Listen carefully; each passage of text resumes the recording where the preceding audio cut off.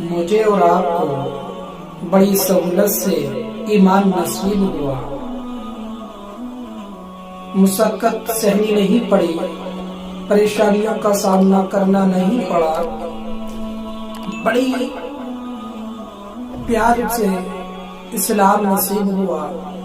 مؤذن نے کان میں آواز دی کہ تو حضور کا غلام بن کر آ رہا ہے، اور جب ہم مدرسے کو پہنچے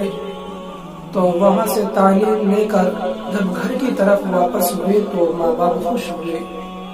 ماں باپ نے مبارکباد دی۔ جب ہم حافظ قرآن ہوئے تو لوگوں نے ہمیں دعائیں دی اور چرچائے ہوئے، اور لوگوں نے اپنی دعاؤں سے نوازا،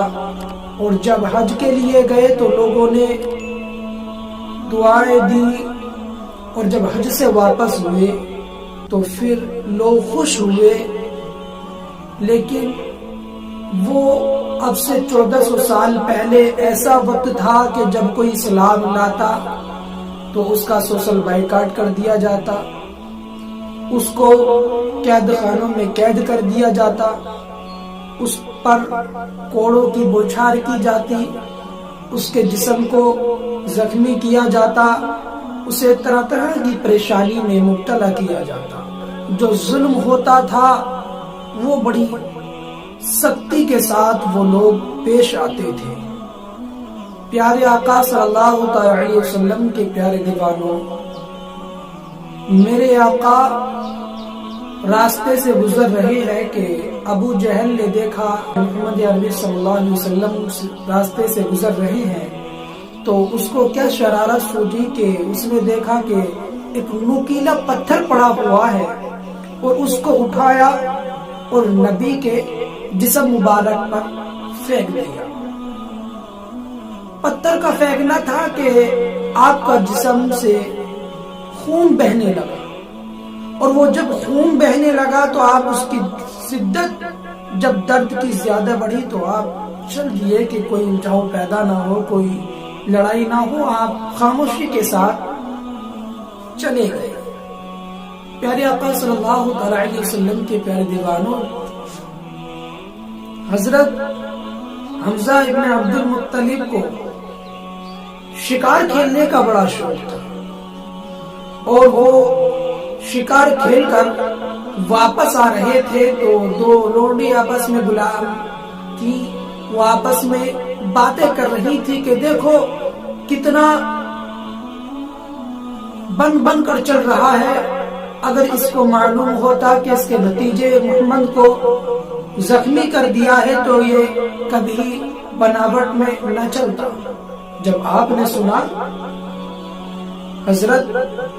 حمزہ ابن عبد المطلب نے سنا کہ یہ میرے بھتیجے محمد کا ذکر کر رہی ہے، تو آپ نے پوچھا کہ کیا بات ہے، آپ کس کا ذکر کر رہی ہیں؟ تو وہ کہتی ہیں کہ ہم تمہارے بھتیجے محمد کا ذکر کر رہی ہیں،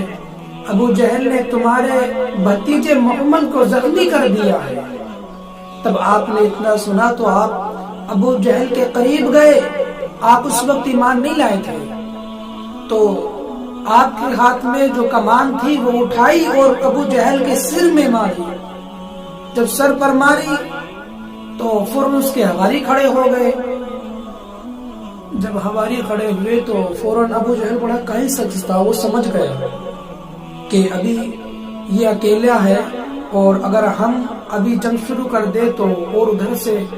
معاملہ خراب ہو سکتا ہے۔ تو اس نے کہا کہ نہیں مجھ سے ہی غلطی ہوئی ہے، تو فوراً اس نے اپنے حواریوں کو بیٹھا دیا، اور پھر حمزہ ابن عبد المطلب میرے آقا کو تلاش کرنے لگے کہ میں اپنے بھتیجے محمد سے بتاؤں کہ میں نے تمہارا بدلہ لے لیا ہے۔ تو پیارے آقا صلی اللہ علیہ وسلم کے پیارے دیوانوں وہ انہیں تلاش کرنے لگے، اور جب دیکھا کہ خیمہ حرم میں آپ نے اپنا سر مبارک سجدے میں رکھا ہوا ہے اور رب کی بارگاہ میں فریاد کر رہے ہیں، دیکھ رہے ہیں، تو آپ تلاش کرتے کرتے آپ نے دیکھا کہ آپ سجدے میں ہیں، آنکھوں میں میرے آقا کی آنسو کو دیکھا، تو کہنے لگے اے ابن اخی، اے میرے بھائی کے بیٹے، اے میرے بھتیجے، میں تمہارا بدلہ لے لیا ہوں، میں نے تمہارا بدلہ لے لیا ہے، پریشان نہ ہونا،